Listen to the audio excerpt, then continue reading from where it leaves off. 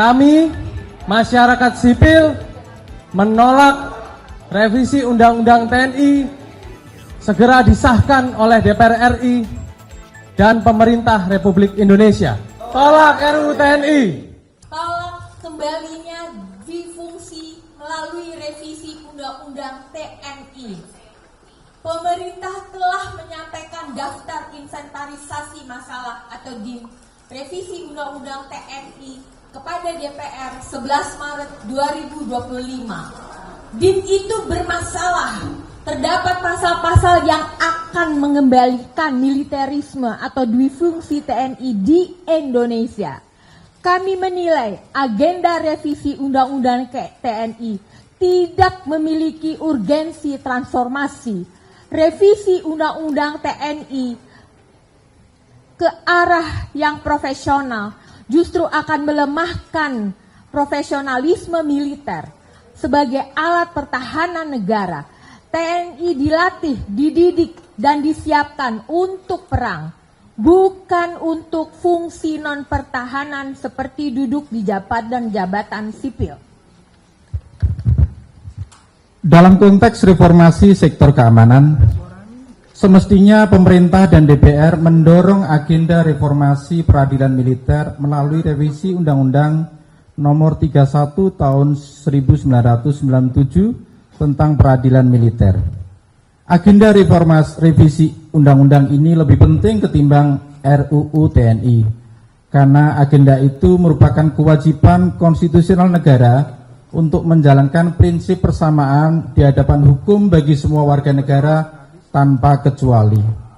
Reformasi peradilan militer ini merupakan mandat TAP MPR nomor 7 tahun 2000 dan Undang-Undang nomor 34 tahun 2004 tentang TNI.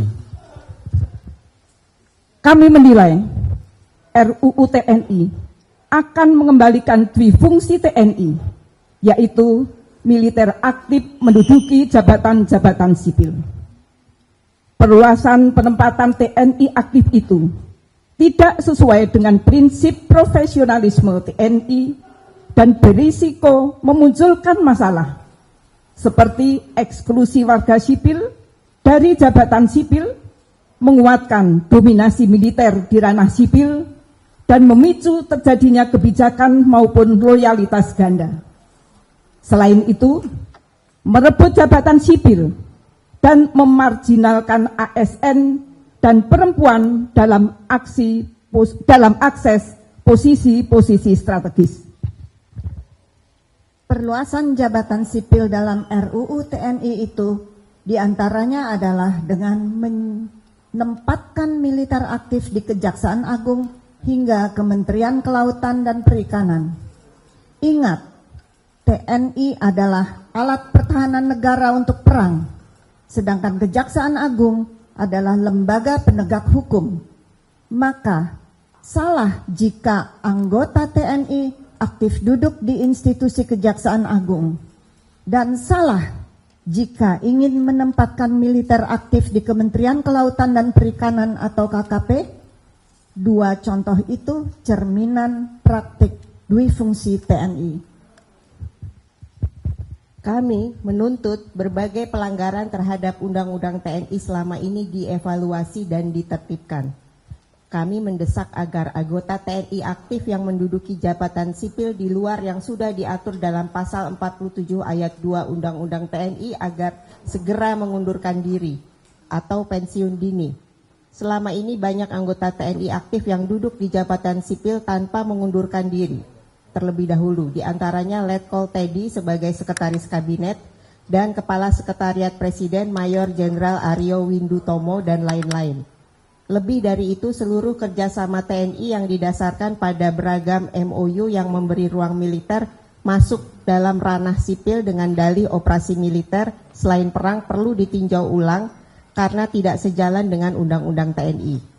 Pelibatan militer dalam operasi selain perang hanya bisa dilakukan atas dasar keputusan politik negara, bukan melalui MOU sebagaimana ditegaskan dalam pasal 7 ayat 3 Undang-Undang TNI. Tidak dibenarkan konstruksi politik hukum RUU TNI untuk menjustifikasi berbagai pelanggaran yang sudah ada. Kami memandang bahwa perluasan tugas militer untuk menangani narkotika adalah keliru dan bisa berbahaya bagi negara hukum. Penanganan masalah narkotika utamanya berada dalam koridor kesehatan.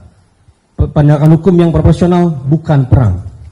Pelibatan TNI dalam mengatasi narkotika akan melanggengkan penggunaan war model. Selama ini, model penegakan hukum saja seringkali bermasalah dan tidak proporsional dalam mengatasi narkotik. Apalagi jika menggunakan war model dengan melibatkan militer. Tentu hal ini akan menimbulkan terjadi kekerasan yang berlebihan secara serius.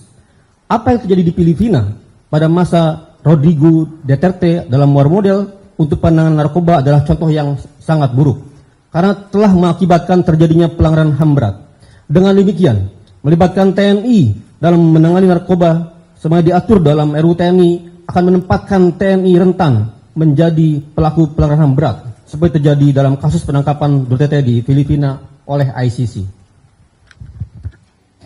Lebih berbahaya lagi, RUU TNI juga hendak merevisi klausul pelibatan militer dalam operasi militer selain perang atau OMSP tanpa perlu persetujuan DPR. TNI ingin operasi militer selain perang cukup diatur dalam peraturan pemerintah. Padahal operasi semacam itu termasuk kebijakan politik negara, yakni Presiden dengan pertimbangan DPR sebagaimana diatur oleh pasal 7 ayat 3 UU TNI 34 tahun 2004. RUU TNI mau meniadakan peran parlemen sebagai wakil rakyat. Ini akan menimbulkan konflik kewenangan atau tumpang tindih dengan lembaga lain dalam mengatasi masalah di dalam negeri. Secara tersirat, perubahan pasal itu merupakan bentuk pengambil alihan kewenangan wakil rakyat oleh TNI dalam operasi militer selain perang dan menghilangkan kontrol sipil. Kami menilai revisi Undang-Undang TNI ini hanya untuk melegitimasi mobilisasi dan ekspansi keterlibatan prajurit TNI dalam berbagai permasalahan domestik seperti makan bergizi gratis, distribusi gas LPG, ketahanan pangan, penjagaan kebun sawit, pelaksanaan proyek strategis nasional, serta penertiban dan penjagaan kawasan hutan bahkan sampai pengelolaan ibadah haji. Kami menolak RUU TNI maupun DIM RUU TNI yang disampaikan oleh pemerintah ke DPR karena mengandung pasal-pasal bermasalah dan berpotensi mengembalikan dui fungsi TNI dan militerisme di Indonesia.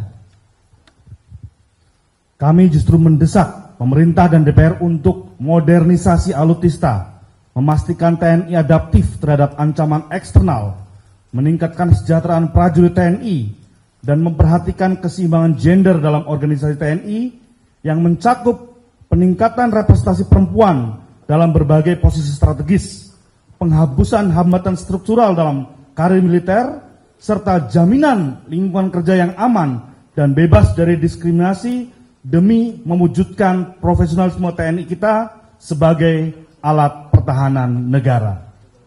Jakarta, 15 Maret 2025.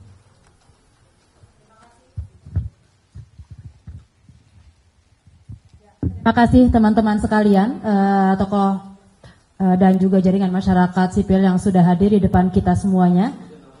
Ya, jaringan masyarakat sipil ini, teman-teman jurnalis dan petisi ini juga bisa nanti diunduh pada laman website semua lembaga yang ada di sini. Terdiri dari, saya akan menyebutkan nama-nama lembaga dulu, Bapak Ibu, ada dari YLBHI, ada dari Perempuan Mardika Imparsial, HRWG, Human Rights Working Group, dari Greenpeace Indonesia, Bijak Memilih, Kontras, Gebrak, Gerakan Buruh Bersama Rakyat, PSHK, dari LBH Pers, ada teman-teman dari Transparansi Internasional Indonesia, Amnesty International Indonesia, dan juga Sentra Inisiatif. Kemudian juga ada tokoh masyarakat yang sangat mungkin teman-teman juga sudah mengenalnya, ada Prof. Sulis, ada Bapak Sukidi, ada Bu Sumarsi, ada Ibu Khalidah, dan ada Ibu Sumita. Terima kasih banyak teman-teman semuanya. Tadi adalah petisi yang dibacakan oleh tokoh dan masyarakat sipil untuk menolak revisi Undang-Undang TNI. Setelah ini akan ada pertanyaan. Apakah boleh? Oke. Kami tutup sampai di sini. Jika ada pertanyaan bisa dimajukan dan kami akan tutup juga live streaming yang ada. Terima kasih, selamat siang. Mungkin ada jargon yang mau disampaikan, silahkan Bapak Dimas atau Bapak Isnur.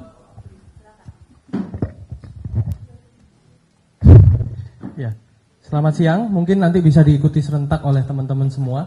Jadi dengan petisi ini kawan-kawan kami menegaskan sekali lagi bahwa dengan proses percepatan pembahasan revisi Undang-Undang TNI, maka kami semua sepakat, kami kelompok masyarakat sipil menolak RUU TNI disahkan secara serampangan dan segera-gera, terburu-buru. Sekali lagi mungkin bisa diikuti secara bersama. Kami masyarakat sipil menolak revisi Undang-Undang TNI segera disahkan oleh DPR RI dan pemerintah Republik Indonesia. Tolak RUU TNI. Tolak RUU TNI.